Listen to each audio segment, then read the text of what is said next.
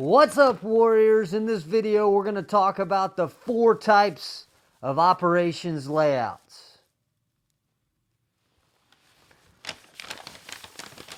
That's just kind of how I feel whenever doing this sort of video, audio thing. I feel like my face, like I'm wearing a paper bag. So that's kind of why I'm being over the top, so that you don't fall asleep. Don't fall asleep. In this video, we're going to talk about the 4 types of operations layouts. And the beautiful thing about operations layouts, which is one of my favorite topics, of course, they're all my favorite topics. Since we're not just limited to production, we're talking about production and providing services. And the most important thing is figuring out the layout that's right for our product or service. If we don't watch out, we could pick the wrong layout for our product and service type. So the main thing is we need to know what we're going for. If we're going for efficiency, if we're going for flexibility, if we want some kind of combination, and what we're trying to do. So with all those things in mind, let's get started. So the simplest layout to visualize is what we call the product layout. And this is a layout where things occur in a sequential order. That means they have to occur one after the other. And so this is often referred to as assembly line operations. Some common examples of this are Toyota building cars, some type of shoe manufacturing, some type of t-shirt manufacturing and process. But the bottom line is that every product looks the same as the one in front of it. Benefit of this type of layout is that it's highly efficient. We can churn out some mad volume over a period of time. Folks can get really good at the tasks that they have to do on hand. Let's talk about labor real quick. A person is assigned an activity and they do that activity all day long. In terms of having to do more than one thing, that isn't really a requirement. Let's talk about inventory on a product type layout. Inventory is consumed pretty quickly. Each station has their own set of raw materials, and they take those materials to put into their particular task in terms of the production of the item. Now, in a service line, we can think about like a cafeteria style line where first you pay, and then you get your silverware, and then you get your main course, and then you get something else, so on and so forth. Maybe like a mass cafeteria line where everyone goes through the same process. We could also think about like a military processing center or some kind of crisis processing center, maybe an in-processing center. Registration used to be done for college and classes back in the day. I know, boomer war story, where you physically had to go to one location, everybody kind of lined up, and one of my favorite phrases, hurry up and wait. Now, the downside of the product layout is the opposite of that efficiency. So if we want to make changes, we have to be very careful. The type of changes have to be absorbed by the layout itself. So for example, let's say we were making red t-shirts and we had a station there at the end of our processing line that's the dyeing station. But otherwise, the t-shirts look the same. A blue shirt looks the same as a red t-shirt. Well, by that token, we don't really have to change too much. We just have to change the functioning of this later station. The rest of the production line remains the same, and so we're good to go. Not a big deal. But let's suppose that we want to change the total design of the shirt. Instead of going from one type of material. We're going to go to a wick-away type of material. It's going to be a different cut. We're going to have designs down the side instead of on the front. We're going to go from screen printing to silk shirting or some other kind of fancy thing. The point is, we really can't do those kind of things with the product layout. We're pretty much stuck to where our process is designed and laid out. Let's think about this on a larger scale. Let's say we've got big machines that we put into a place centered around a certain order within a production line. Well, if we decide that the processes need to happen in a different order, we're not exactly going to be able to move those machines around. We're kind of married to the product layout that we've committed to. And so therefore, while we have a lot of efficiency, we don't have a lot of flexibility. So let's move on to a second type of layout called the process layout. Now here on a process layout, the name of the game is flexibility, as opposed to the product layout's efficiency. Here's what I'm talking about. Every item that goes through the process layout, in theory, might be different, and so we're set up for that. So we often call this a job shop in manufacturing. Let's just suppose we have a job shop. Let's say we have a paint section, we have an audio section, we have a wiring section, we have an engine section. Something like this looks like Orange County Choppers or that show, Pimp My Ride. Which, by the way, Rick Ellis, if you're watching, I told you for years that Pimp My Ride was fake, and it turns out that I was correct. If we look at this, this means that we could customize cars if that's what we wanted to do.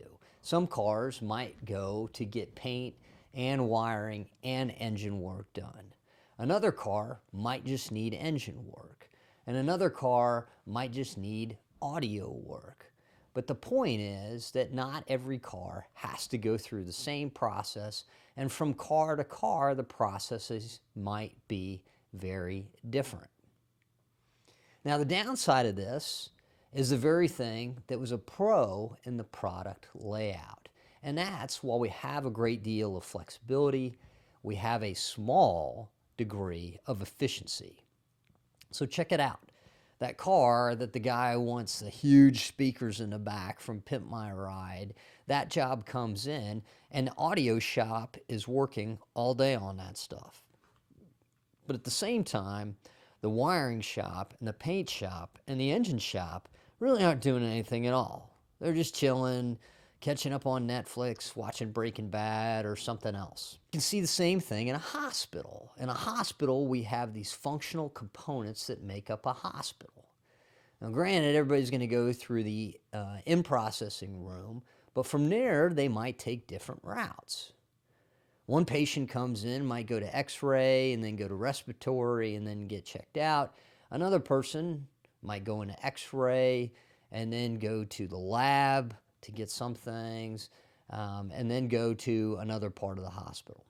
So the point is, once again, that no two items, whether it's a service industry or an item being manufactured, go through the same route, potentially.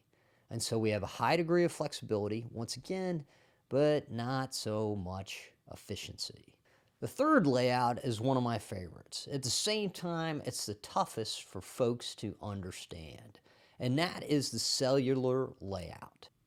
The bottom line on cellular layout, it's seeking the grand compromise. What I mean by that is it's trying to get the best of both worlds, both efficiency and flexibility.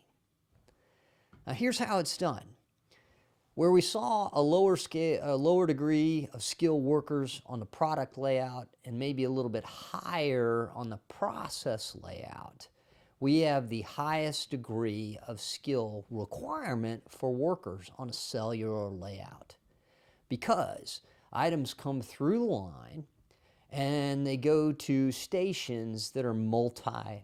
It means that we kind of have the paint, the wiring, and the audio guys kind of clumped together.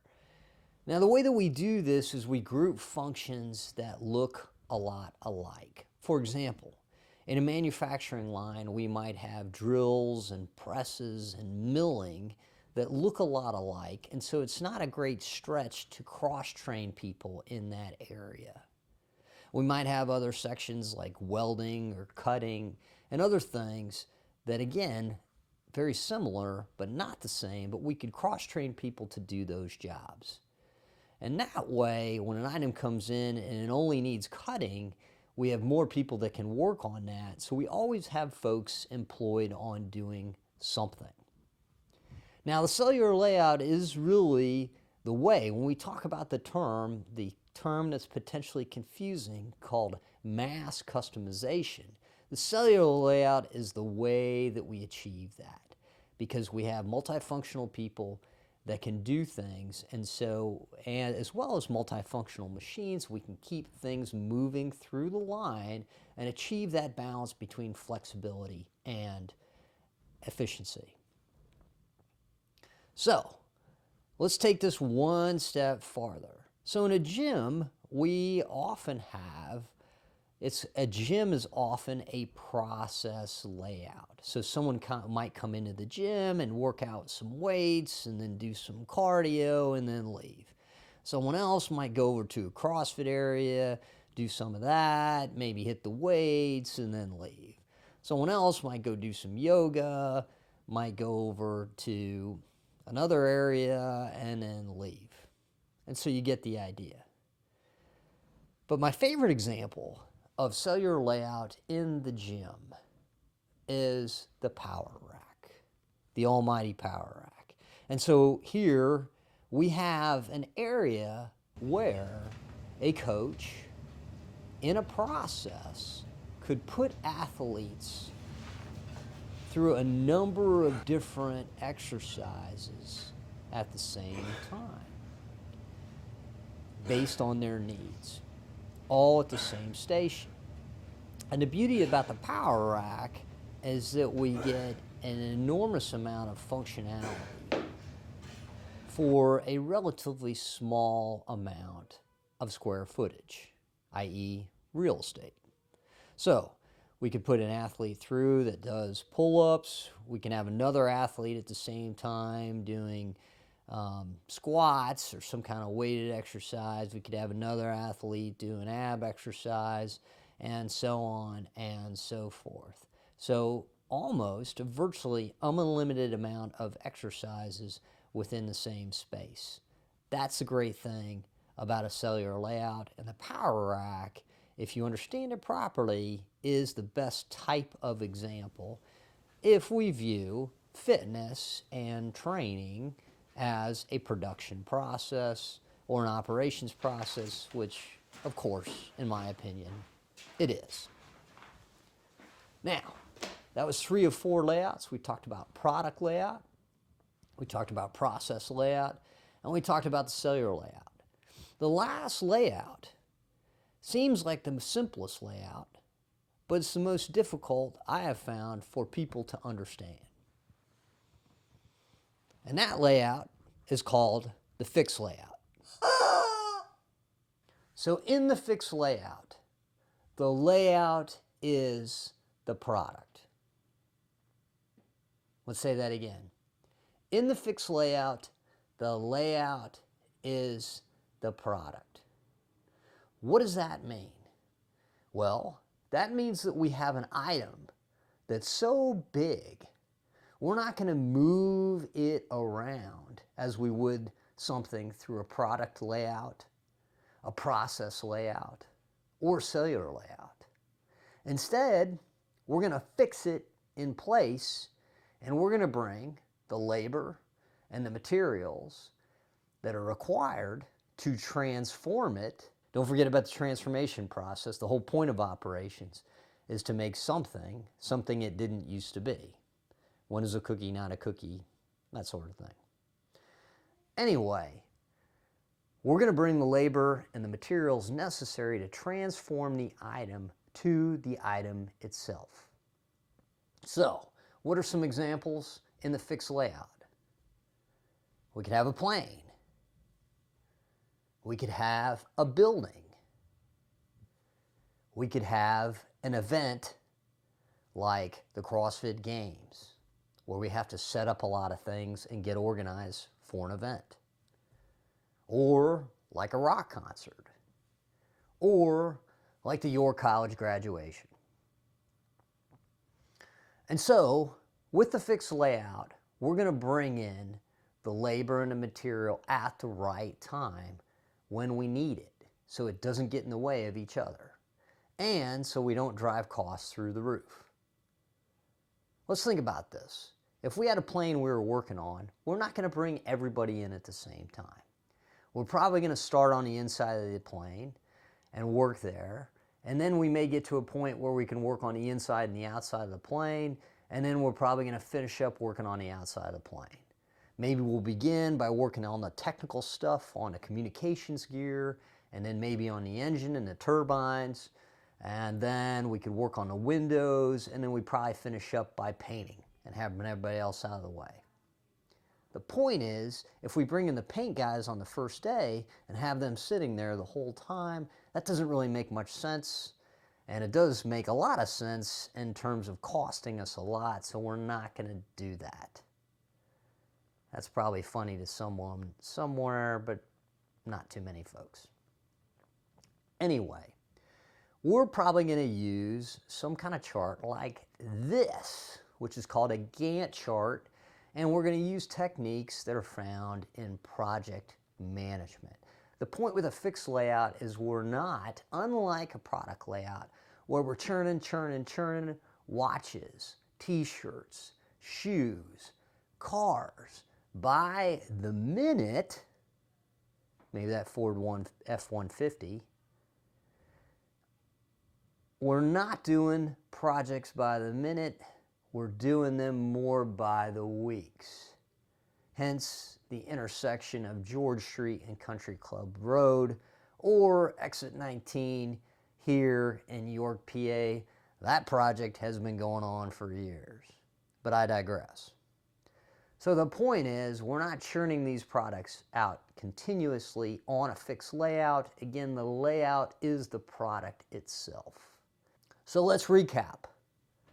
4 types of layouts before we go in. We want to choose the layout that's right for the product and service that we are delivering. What is the definition of right? The one that suits us most. So we got to know the pros and cons of each layout. 4 types of layouts: product, process, cellular, and fixed. Product layout: high efficiency, low flexibility. Continuous items that all look the same. T-shirts, cars, motorcycles that are non-custom. Process layout: we're going for a high degree of flexibility, not necessarily the highest efficiency. Grocery stores, hospitals, amusement parks, festivals on the service side. On the other side, we're looking at custom kind of things, maybe assemble to order kind of things, and manufacturing processes. The cellular layout, where we take it a step further. We don't like that lapse between efficiency and flexibility. We want the best of both worlds. It's going to cost us in the short run with labor and multifunctional labor and multifunctional machines.